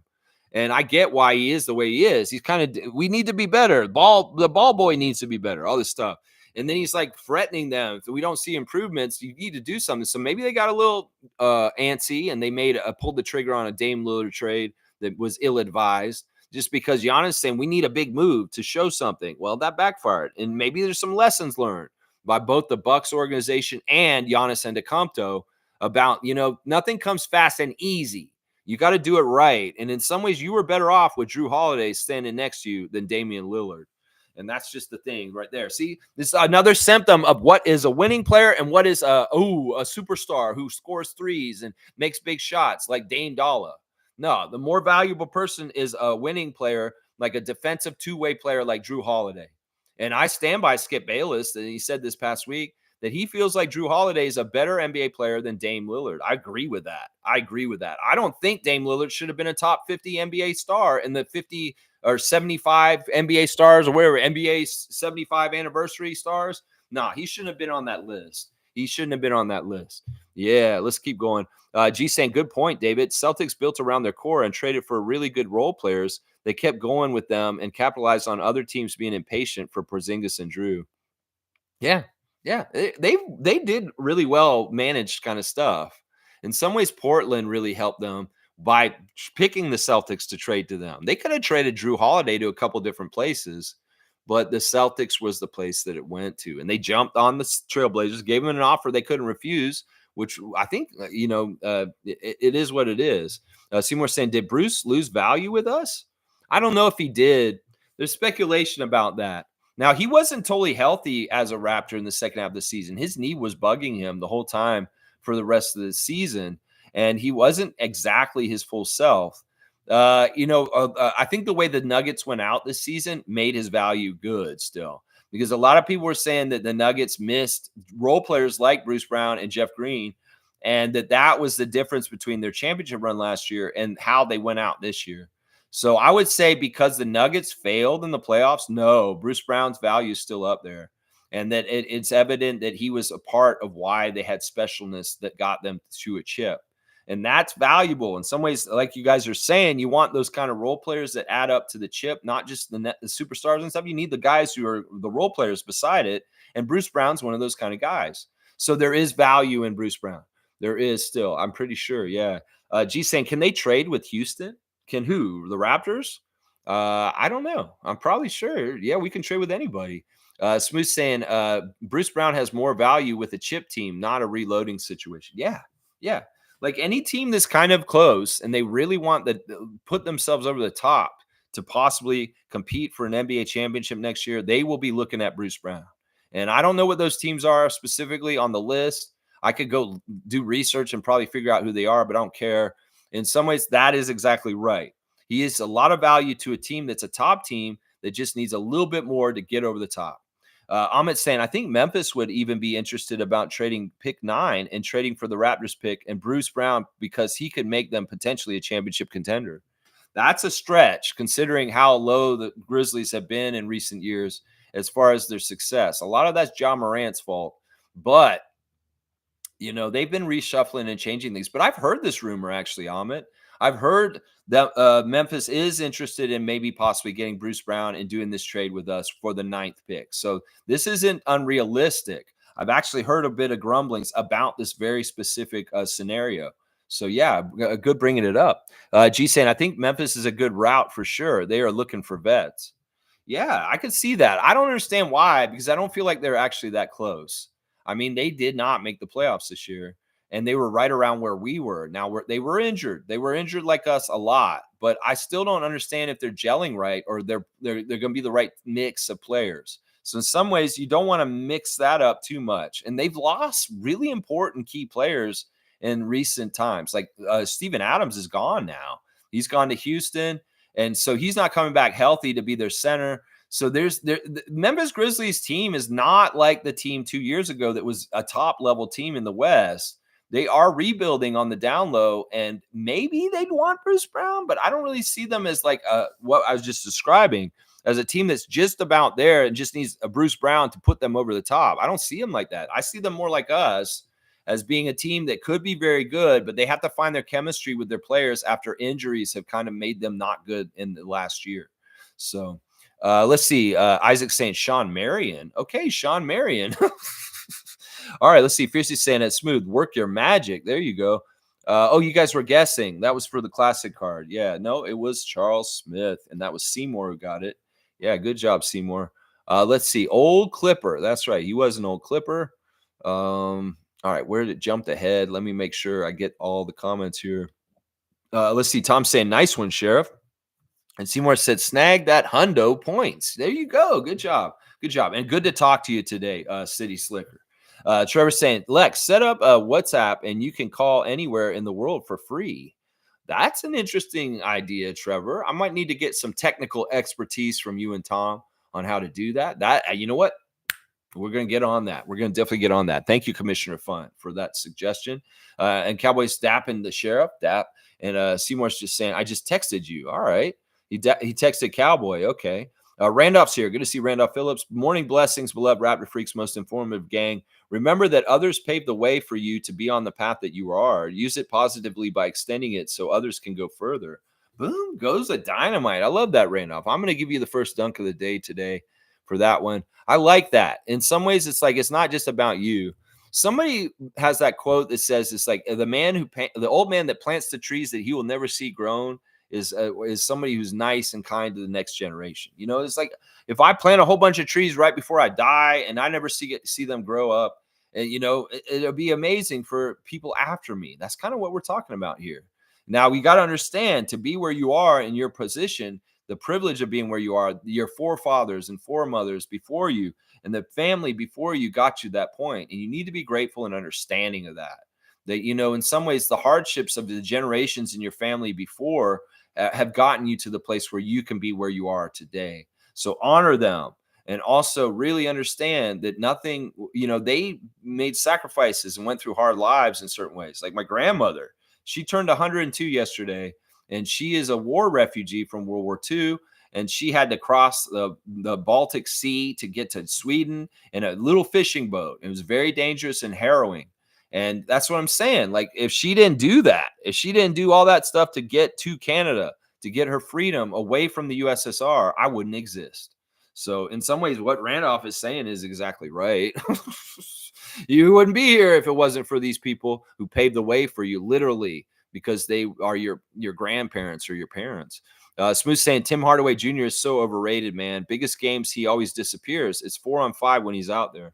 I would say when he was younger, he was really good in the playoffs to help the Mavs. But at this point, he's too old. And I don't know. The Mavs are weird. They're older role players like Dwight Powell and Tim Hardaway Jr. are not contributing anymore to their team. And in some ways, that's been part of the problem, is they don't have some of these consistent performers from their past showing up now. Maxi Kleber is a joke. That guy, you can ask Dennis Schroeder. The guy's just not serious. He wasn't serious about Team Germany, and well, he's not very serious about his NBA career. So in some ways, it's sad that the Mavericks don't have a better team overall, and that they could compete with the Celtics a little bit better. They just don't. G saying Luka needs to learn how to defend and stop complaining. He is like a pylon on defense, doesn't use his feet, and they went at him all game. He could have been fouled out earlier, truthfully. Interesting. So G watching the game saying that, you know, they actually maybe were nice to him, and he could have. I know this is true. Like Luka is so. This is part of the problem with the NBA. It's like Luka is great. Honestly, he is amazing. Luka Magic is real, and he's really fun to watch. But on defense, he's not a two-way player. He's absolutely just one side, and he's a liability on the other end. And that's part of the problem.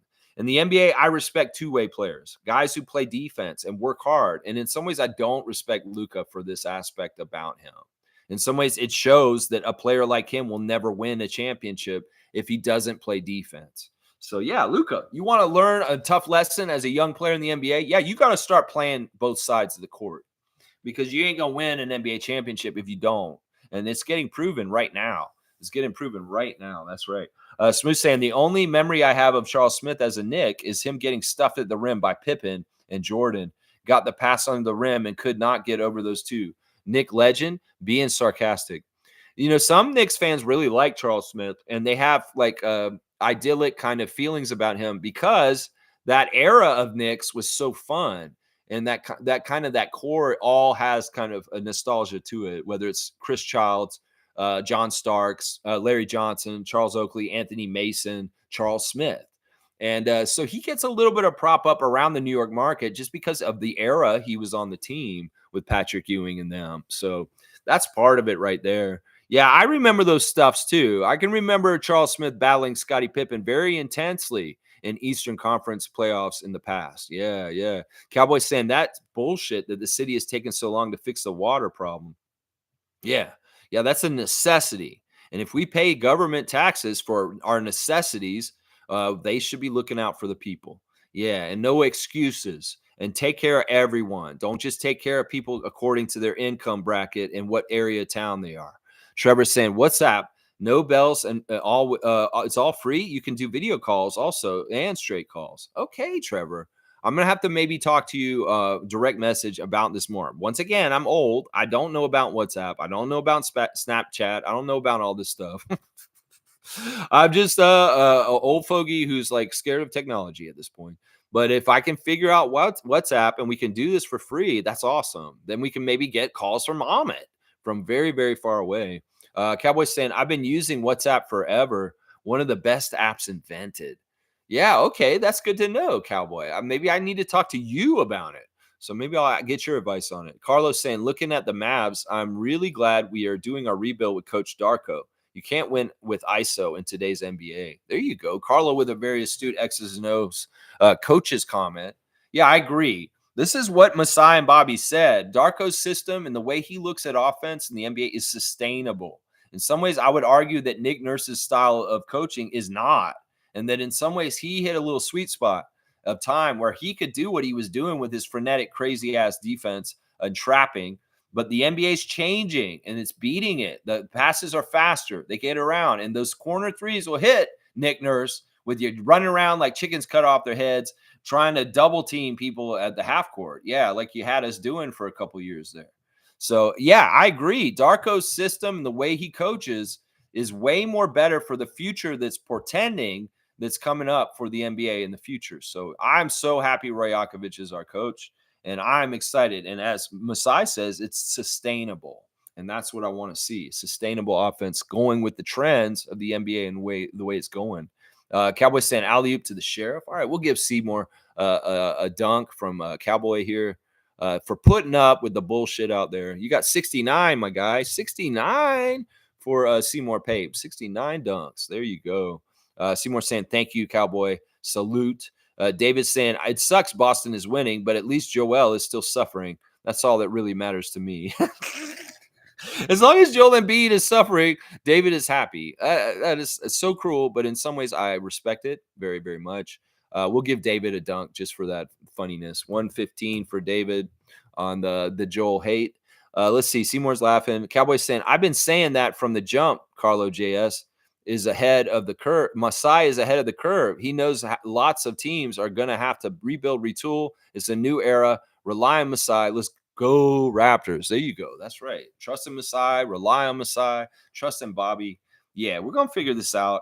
This offseason is going to be very critical and crucial to the Raptors to set the tone for the years to come, whether it's extending Scottie with a big, big new contract, whether it's getting the restricted free agent, Emmanuel Quickly under wraps, whether it's the draft, whether it is certain things we do in free agency this summer, a trade maybe. I don't know. This summer may be very crucial for a pivotal summer for the Raptors. And it's already kind of started with the mid-season trades of last year, getting RJ, Emmanuel, Oshai, and Kelly. Yeah. Fiercely saying at David, yesterday was about growth, St. David, be nice. David saying, man, I'm trying, but I have to find some solace in my life with Boston winning this chip. Well, we could just ignore it. A lot of people ignored our championship, so it's perfectly fine action. People want to ignore the Raptors championship in 2019. Well, we'll just ignore the Celtics championship in 2024. It's the sad thing is that we were the team in the Atlantic Division that could say we were the last champion in our division, and that's part of the reason why this is annoying. This is annoying because it is when Celtics, Knicks, Sixers, Nets fans came to us, we say, "Who won the championship last out of y'all motherfuckers?" Yeah, we did. And now that won't be able to say that after this year if the Celtics do actually win, which it looks like they will. Yeah. Yeah. Alley oop to David and anytime, Sheriff. There you go. All right. Yeah. Let's see. Carlos saying, yeah, with JJ Redick getting signed as a coach, we can stop hearing him on NBA broadcasts. Okay. Looking at the bright side of things. I don't know if he's hired yet for sure. That's not for sure yet, but it looks like he is the leading front runner at this point for the Lakers job for sure. All right, I'll give the dunk to David, even though I just gave him one. 116 for David at this point. All right, let's see. Mo is saying, happy Raptors championship anniversary to those who celebrate. That's right. Happy championship victory. The Raptors winning the championship in Golden State on this day 5 years ago, the day when the security didn't let Masai come on the court and Kyle Lowry went and got him and brought him on the court. That bullshit. And then the lawsuit that idiot brought up. Well, listen, that's why Masai wants to get a second one. So nobody can take that away from him like that one did. In some ways, that guy didn't take jack shit from Masai. Masai got everything in that moment in that anyway. But in some ways, it's symbolic of some bullshit in the United States and with racism and other things. Yeah, we'll talk about it here. We're not going to be like the NBA media machine, sweep it under the rug. Yeah, that was racist what that Warriors security guard did that day to Masai Ujiri 5 years ago today. But yeah, good stuff. The Raptors won their first championship ever and won't be their last. As much as other people around the NBA think, oh, the Raptors will never win a championship ever again. Bullshit. Just like Masai said, he believes in the city, and this city will win again at some point. We know it will happen. Just trust me. It will. It will. Yeah, let's see. Cowboys saying, let's go Raptors. And he's got a whole bunch of different emotes up. Cowboys celebrating also. And David saying, share the love club for Jeff. That's a great idea. Yeah, on Saturday, we're going to share the love club for a producer of the Open Gym, Jeff. He gets to get some shine for all the work he's been doing over the years for that show. And in some ways, he's the huge reason why it's such a polished, professional look to Open Gym. And we're going to go more in depth on that on Saturday at 9:30 in the morning. There you go. Mo's saying, I will send the link to Jeff after the stream that day. Thank you, Mo. Yeah, we'll let him know what's up and that we appreciate all of his hard work on that series as Raptors fans. We really do love Open Gym. And now it's been over 10 years of excellence of Open Gym. That's right. They're like in their 11th season now. Fiercely saying, I guess Benedict is still not 100%. He would have been a great addition to Team Canada. Anyone has insight? Yes.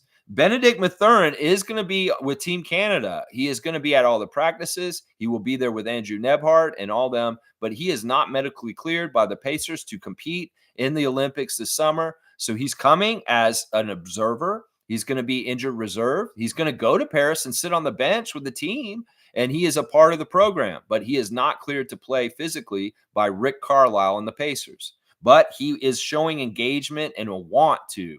And him just showing up and being around the program and being there with them at the Paris Olympics, well, that shows that when the next time is coming around and he's healthy, he probably will be playing for them. So that's his status exactly right there, Fiercey.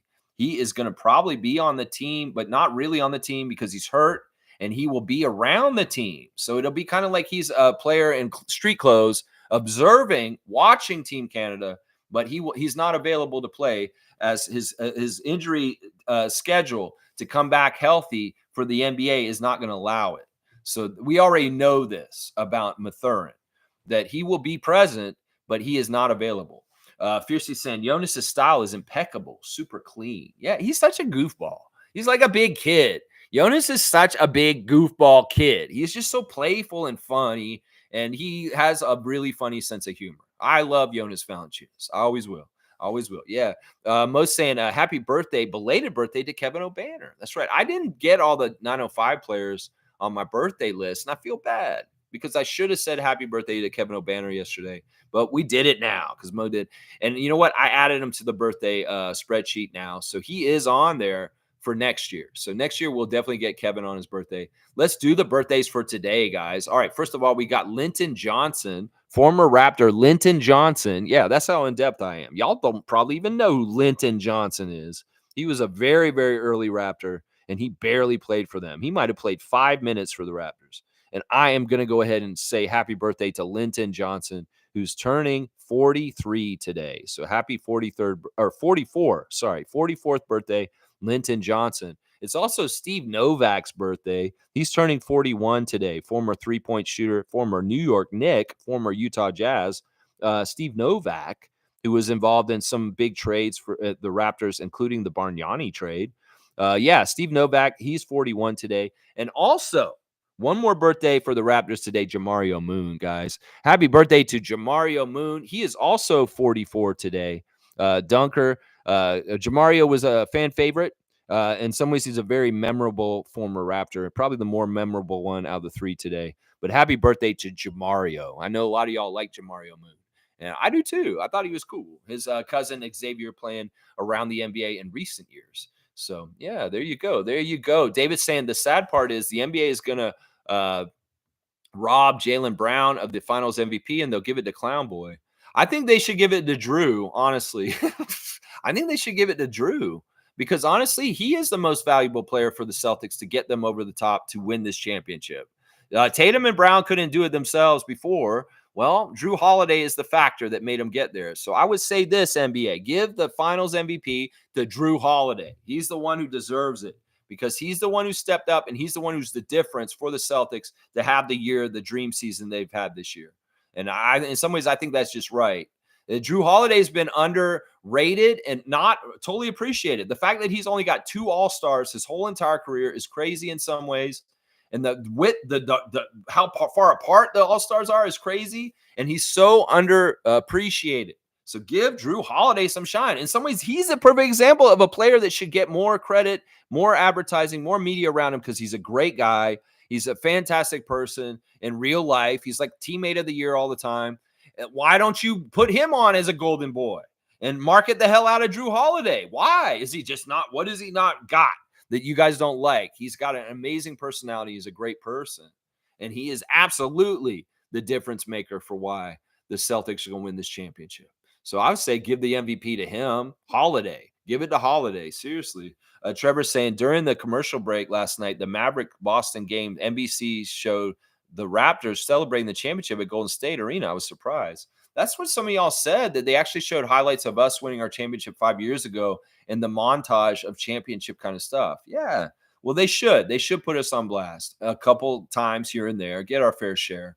For sure. For sure. I was happy to hear that too. I know some of y'all were very pleased when you saw it. Smooth saying, I have watched a total of 2 minutes of the finals. I have zero interest. You've watched 2 more minutes than me. I watched some of the Eastern Conference finals for a second, but that's it. I watched some Pacers and Celtics, and that was it. Now, let's see. Randolph saying, Lex, I was being entertaining. Watch T20 cricket. West Indies versus New Zealand. Had no interest in the NBA playoffs. See, Randolph's watching cricket over the NBA playoffs right now. He's watching New Zealand versus the West Indies. And he's like, this is more entertaining and more exciting to me, is watching cricket. I'm not dissing cricket. Cricket is exciting in some parts of the world. It's absolutely fantastic and electrifying to the populace. But I'm just saying, NBA, you're losing Randolph Phillips in North America to watching cricket over in Oceania. So I'm like, I'm just saying. Trevor's saying ABC. I was surprised. Yeah. Well, they did it, and I'm glad they did put us on blast for our championship there. And our anniversary is today when we won the championship. Let's see. Monique saying, W streams, W vibes. Keep at it always, Lex. Good times approaching. Go Raptors for life. Raptor Freak family crew. Strong forever. And she's got my cutoff. Thank you, Mo, as one of the executive producers of this channel. That's right, Mo. In some ways, you're an executive producer. You hold cue cards and you help tell me when to go off. You're kind of like the person that says, all right, cut. You're like, all right, action. You know, in some ways, that's kind of what Mo's doing on this channel as far as cue cards and telling me when I need to stop. So I appreciate you very much, Superfan Mo. Wayne saying Celtics are winning because they're the better team. 2 good or great players don't make a team. Kyrie and Luka have to be great every minute of every game. Good luck with that. Pacers came close and choked. Yeah, the Pacers choked. And in some ways, maybe the NBA manipulated on the down low because they had chances. And some people blame Rick Carlisle for not coaching the Pacers in those close games early in that Eastern Conference Finals to get the Pacers to win. In some ways, that really was where everything got decided. The Western Conference was a dud this year. The Eastern Conference Finals with the Pacers, not the best opponent for the Celtics either in the Eastern Conference Finals. Well, Rick Carlisle, if he had gotten successfully beaten them in the game one, there could be a totally different storyline going on right now with the Siakam and Halliburton versus Luka and Kyrie kind of thing going on. But no, the scriptwriters in some ways, well, we need to stop the Pacers from beating the Celtics. But Rick Carlisle might just stop the Pacers from beating the Celtics himself. And that's too bad. They did choke. And what you're saying is true. Yeah, adapted David. Fiercely saying, yes, Trevor. 8 was also pleasantly surprised to – I was also pleasantly surprised to see the NBA putting us on blast. Well, that's good. Sometimes we get some respect for what we did. Sometimes. Bryce is saying Mavs have shot more free throws and have hit less this series. The matchup is in Celtics' favor. They have the best guard defenders in the NBA, a.k.a. the Kyrie Killers. Yeah, there's something right there. Drew Holiday's job on Kyrie, along with the offense he's been giving them, that's part of the reason why I would make an MVP case for him. You know, look at it. Who's the position against the two best players on the other side? The point guards, Drew Holiday. And any kind of slowing down of Kyrie in early games in this playoffs finals is Drew Holiday's doing, because we know he's a defensive guard that's probably touted as one of the top defensive guards in the whole entire league. So any success against stymieing and stopping Irving in this finals should be given credit to Drew Holiday. So yeah, let's see. Fiercely saying W stream, happy belated birthday to your grandma, Lex. Yeah, I'm glad some of y'all that follow me are friends with me on Facebook can see the picture of me with my grandmother who turned 102 yesterday. It was very special to go see her and have conversations with her. I got to tell her that I went to Estonia for the first time in my life. And she didn't totally understand, but she kind of got it. I told her, I was like, yeah, I went to where you grew up and saw the beach and saw where you saw. And she was talking about where she grew up. And I was like, yeah, I went there. But she didn't, I had never been to Estonia until that trip that I went on last month. And so it was very special to be able to come back and talk to my grandmother about going to our homeland, the place where she had to run away from the Soviets. And finally come around full circle at this point. I can go back there as her grandson and see that country and see it. I could have gone back a long time ago. It's just that I finally got the chance. We were supposed to go in 2020, but the pandemic happened right before we were supposed to go. So this was a trip that I went on to Estonia last month that should have happened 4 years ago. Yeah, I'm so happy to see her and get to tell her that I did get to go back to the homeland finally. Yeah, it was really cool. David's saying, I've never been to a Raptors game that they've won. Laugh out loud. What? You're saying that you've never been to a game that they've won, David? What the hell? I've been to a couple games with you, and you're right. The games we went to, they didn't win. Well, I have a really good record at Raptors games overall in my entire life. It's just last year I didn't. I really didn't have a good year last year for going to games. Kareem saying, I know this is a basketball channel, but the most interesting thing to me this week was Joey Chestnut being banned from Nathan's hot dog eating contest. He has 12 chips. MJ and Brady have 12 combined. This is an interesting comment, and I'll allow it. I don't mind this because in some ways I've paid attention to this story too. I do understand the Nathan's famous hot dog July the 4th hot dog eating contest that happens on Coney Island's pier every year. I know about Takiro Kobayashi. He is a hero of mine, honestly. There was a point in my life where I actually considered being a competitive eater myself. Yeah, I'm glad I didn't do that. And especially after I've heard the horror stories of Kobayashi today and what he's dealing with because of his competitive eating career. You know that Kobayashi can never feel full at this point. He did so much damage to his body with the way he would train for competitive eating that he can never feel full, and he never gets the satisfaction of feeling like, I've eaten enough. It's ruined his life, honestly, he said, and he regrets a lot of his eating career because of this. Of course, he's retired now. Well, Joey Chestnut might not need to get retired now, too. That was the big matchup, Joey versus Takiro. And what happened is basically Joey Chestnut has an endorsement deal that is not in line with the food eating company competition committee or whatever. And they've disqualified him because of some sort of endorsement that he has with a certain company. So he's not allowed to come and eat at the hot dog competition. I don't know. That's a little aside. But yeah, Kobayashi, I feel so bad for him. And he really was a hero of mine. like 15 years ago when I was watching this and really into competitive eating. It's so weird. It's so weird. David's saying, haha, dunk for Lex. I'm just an old fogey who's basically scared of technology at this point.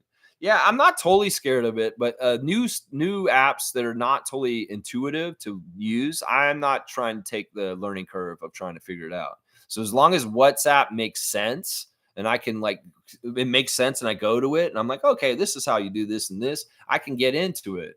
But if it's like Snapchat or Discord and it's just kind of like, what the fuck is this? I probably will reject it and not do it.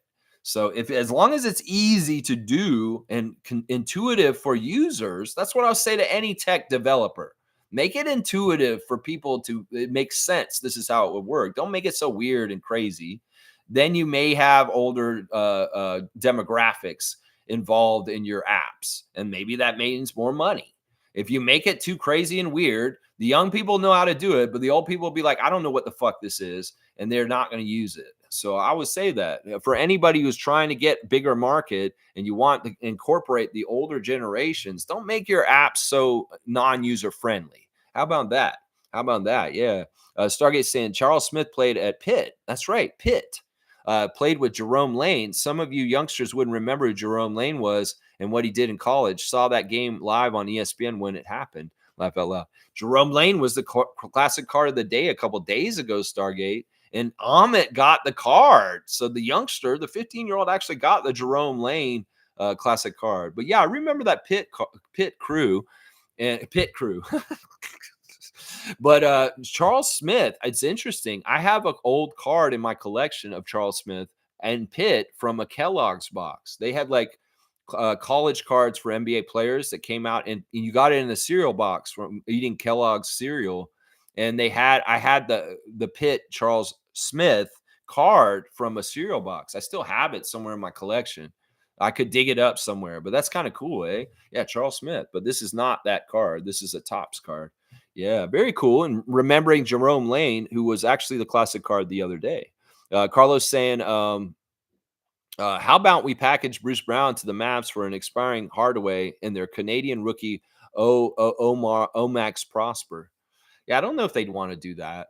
I think that the trade teams are kind of like Sacramento, I've heard, Memphis, possibly Miami. Those are the teams that are kind of who I think our front office is talking to about trading up right now, is those teams. Memphis, like Amit said earlier, Sacramento, I've heard. I've heard a little bit about Miami possibly being a trade partner with us too. Yeah. Charles Stargate saying there was another Charles Smith, and I remember him also playing at Georgetown at the time as well, the little point guard who played with Alonzo and Dikembe. Yeah, Charles Smith, the point guard, played for the Celtics in the NBA, and I remember that Charles Smith also. There was the forward 6'10" Charles Smith that was the classic card today, and then there was a little 6-foot point guard named Charles Smith from Georgetown that played predominantly for the Boston Celtics in his NBA career. Yeah. Fiercely saying, awesome news for Benedict. It will at least give him exposure like Chet with OKC when he was injured his first season. Great experience. Well, it's two things. He gets the experience of being around and seeing what's going on. He gets to bond with the teammates, even though he's not playing.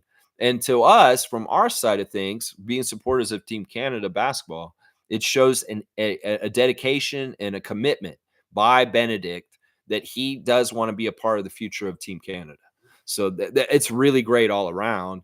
I mean, if he wants to do this for his summer, he could be doing all kinds of things. He could be not wanting to be around Team Canada because he's not playing, but he wants to invest time and be around it and get more ensconced with it. And that shows a commitment that he wants to be involved in the future. And that's great. That's great for Team Canada. And that's a smart move by Mathurin. It's a very, very smart move. David's saying, wait, full ass. Brady has 7 chips, so 13 combined. Yeah, I don't know what y'all are talking about. I don't care about how many Tom Brady got. David's saying, was Joey taking hot dog eating enhancement supplements or something? No, he has an illegal endorsement that they're really particular, and they have all these rules. They actually excluded Kobayashi for the same reason. Kobayashi was under a certain contract, and they didn't. It wasn't within like the Food Association eating competition rules. So they actually excluded Kobayashi years ago, and he has not been. That's why he hasn't been involved. In some ways, people said that it was because they were trying to help Joey Chestnut have more championships than Kobayashi over the long run. But yeah, Kobayashi's been disqualified for the very same reason that Joey Chestnut is now disqualified for, and it's illegal endorsements, or it's just being involved in an endorsement that it's really the food competition eating body is really controlling, and they want a monopoly. And in some ways, if you're not with them with endorsements, they don't want you in their competition. So Joey Chestnut and Takiro Kobayashi go and get endorsements outside of that governing body, and they say, well, you can't be in our competition anymore. That's basically what it is right there. Let's see. Stargate saying, funny how people like Gilbert Arenas have been saying that Drew Holiday is the odd one out in the Olympic team selection, saying that he shouldn't be on the team, him and Halliburton. Well, that's because Gilbert is that kind of player that was all sizzle and no steak. I told y'all in the 2000s, a bunch of players came in the league like Vince Carter and Gilbert Arenas that were all sizzle and no steak. Not really winners, very talented scorers, but don't do hard work. Don't do the dirty things that need to be done to win like Drew Holiday does. In some ways, Gilbert can't see that in other people because he doesn't have it in himself. He's a garbage player. Everybody who overvalues Gilbert Arenas' career in the NBA, you're idiots. He was a horrible player, honestly. He got a lot of scoring in, yeah, but he was a horrible teammate. He was not conducive to winning, and his opinions on the NBA are all clouded by his way that he looks at the league, and he's absolutely wrong. He is the embodiment of somebody who's making opinions that really doesn't understand what it takes to win in the NBA. He didn't understand when he played, and he still doesn't understand to this day. And honestly, out of all the players on Team USA for the Olympics, Drew Holiday is the best one as far as a role player that's different than everybody else and will do things that some of the other guys won't on that team that will help them win. In fact, you may be saying that, you know what, Team USA would not have won a medal at the Olympics this year if Drew Holiday wasn't here. People don't understand this. They really don't. And Gilbert, being involved in the NBA, playing in the NBA, knowing all this, he should know this, but he doesn't. And that's part of the problem. His type of player are the problem. People like Carmelo Anthony, people like AI, Allen Iverson. Yeah, I'm talking about great players that never won jack shit because they were totally selfish scorers. And all the fans thought, oh, these selfish scorers are the best players in the league. No, they're not. And Luka's one of them right now because he can score the hell out of the ball, but he can't play defense. That doesn't win. It's the same thing for Carmelo. It's the same thing for AI. It's the same thing for Gilbert. Yeah, it's the same for all those jabronis. Yeah. Kenny saying, I'm not happy with this Boston championship. Laugh out loud. Just a hater in me as a Raptors fan. You know, I'm going to give you a dunk for just being honest with your feelings. And I'm with you, Kenny. I'm exactly with you, my guy. I'm going to give you exactly that. Yeah, you got 6 now. You got 6 dunks now this season. I'm with you. I'm a hater. I'm hating that the Celtics going to win the championship. I'm with you. Exactly with you. Randolph saying, Dan Hurley shuts down the rumors that this was all some sort of leverage play to get a better contract with UConn. Yeah, I don't know. He doesn't need the Lakers to do this. If he's had success in Connecticut, he's getting it on the basis of his results and not from some stupid power play. This was a dog and pony show set up by Rob Pelinka and the Lakers. Dan Hurley didn't even have to be involved in this. The Lakers, they tied him into this. So if you want to blame somebody for this, I don't blame Dan Hurley. He didn't try and do this to get a better contract with UConn. No, it was the Lakers just making a sideshow like they always do. It had nothing to do with that. The integrity of Dan Hurley is that he did not take the job because he understands it's a bad idea. It's a bad idea. Smooth saying, who would Memphis trade to get Bruce Brown?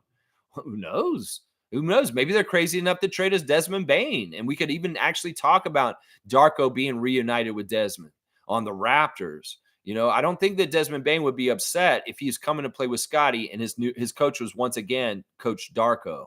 So that would be awesome. That would be the dream right there, is if we could turn Bruce Brown into Desmond Bane somehow this summer, and all of a sudden he's our 2 guard next to Emmanuel in the lineup starting.